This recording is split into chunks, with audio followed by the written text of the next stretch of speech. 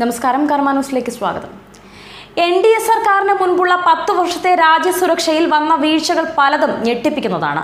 ഇതിനിടയിൽ ഒരു യുദ്ധമുണ്ടായിരുന്നെങ്കിൽ രാജ്യത്തിന്റെ കുറച്ചു ഭാഗം കൂടിയെങ്കിലും പാകിസ്ഥാന്റെയോ ചൈനയുടെയോ കയ്യിൽ അകപ്പെട്ടു പോയേനെ എന്നവരെ പറയുന്ന പ്രതിരോധ വിദഗ്ധരുണ്ട്. മുംബൈ സ്ഫോടനം പോലെ മാരകമായ ഒരാക്രമണം ഒരു അയൽ രാജ്യത്തിന്റെ സഹായത്തോടെ ഏതെങ്കിലും ഒരു ദരിദ്ര രാജ്യത്തിൽ നടന്നാൽ പോലും ശക്തമായ തിരിച്ചടി ഉണ്ടാകും. എന്നാൽ അന്നത്തെ ഭരണ നേതൃത്വം എല്ലാം കണ്ടും കേട്ടുമിരുന്നു.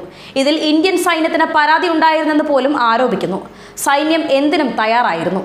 കൂടുതൽ അത്യാധുനികമായ റാഫേൽ യുദ്ധവിമാനങ്ങൾ വേണമെന്ന് സൈന്യം നിരവധി തവണ ആവശ്യപ്പെട്ടിട്ടുള്ളതാണ്. എന്നാൽ UPA സർക്കാർ നടപടിക്രമങ്ങൾ പാലിച്ചില്ല. സൈന്യത്തെ ശക്തിപ്പെടുത്തുന്ന ഒരു നടപടിയും കൈക്കൊണ്ടില്ല.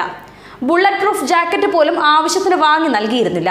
ആവശ്യത്തിന് വെടിയുണ്ടകൾ വാങ്ങി നൽകിയിരുന്നില്ല.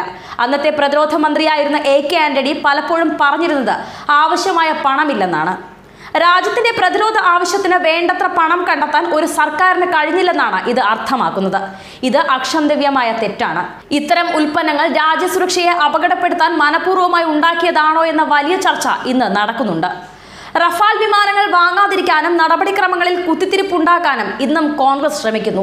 എന്നാൽ ഇന്ത്യയിലെ മറ്റെല്ലാ പാർട്ടികളും റഫാൽ യുദ്ധവിമാനങ്ങൾ എത്രയും വേഗം ഇന്ത്യയിൽ എത്തിക്കണമെന്ന നടപടിയിലാണെന്നതാണ് ശ്രദ്ധേയം.